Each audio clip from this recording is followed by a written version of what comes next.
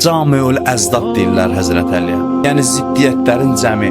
Əli əleyhissalam döyüşdə aslan kimi, şir kimi meydana girir. Yetim uşaq qabağında ən təvazökar insan kimi dayanır. Hələ heç deyir qılıncının qanı qurumamış bir yetimin yanından biganə ötə bilmir. Baxırsan bu eyni adamdır, döyüşdə gülə-gülə döyüşür.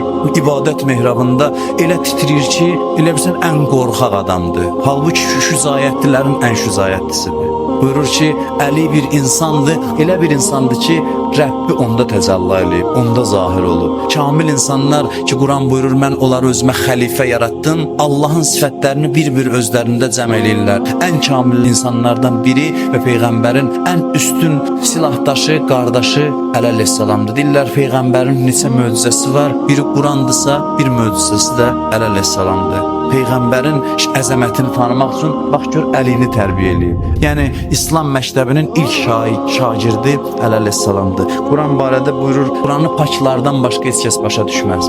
Quranın həqiqətləri içərdədir. Daxili təmizləməsən Quranı tanımaq olmur. Əli də belədir. Əlini tanımaq üçün gərək daxilin təmiz olsun. Gərək özünü təmizləyəsən. Buyurur, biz bu Quranı dağa nazil eləsəydik, Allah buyurur, dağı parça-parça olmuş görərdin. Əli əleyhissalam buyurur ki, dağ məni sevsə parça-parça olur. Dağın taqəti yoxdur məni tanımağa.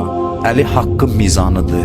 Aliyyum mə'əl haqq, Peyğəmbər buyurub, yəni Əli haqq ilədir. Hədis-i Qudsidə var. Buyurur ki, insanlar Əlini tanıyıb, onu sevsəydilər, Əlinin vilayətini tanıyıb, onu sevsəydilər, Allah buyurur, cəhənnəm odun yaratmazdı. Yəni, cəhənnəmdən qurtulmağın yeganə yolu Əlinin məhəbbətidir, Əlinin vilayətidir.